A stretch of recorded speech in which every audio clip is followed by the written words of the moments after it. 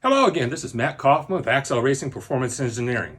A few weeks ago, a customer came to me with this engine. This is a 2006 Porsche Cayenne Turbo S with only about 88,000 miles on it. We discovered that it had oil blow-by, it had poor compression, and yes, this engine is worth saving. We decided to do a full engine rebuild. So I began with a full engine teardown and cleaning. I honed the cylinders, I decked the block, I installed new main bearings, I reconditioned the pistons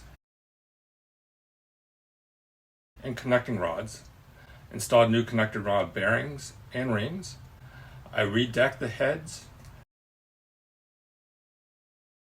installed new valve seats, reconditioned the valves, and honed the valve guides. And now I'm about 50% complete with reassembly. Do you have a Porsche with similar issues? Visit us at AxellRacing.com. That's AxellRacing.com. We're located in Central Ohio. We also provide transport services. The full description of this Cayenne rebuild and all our other services are also on the website.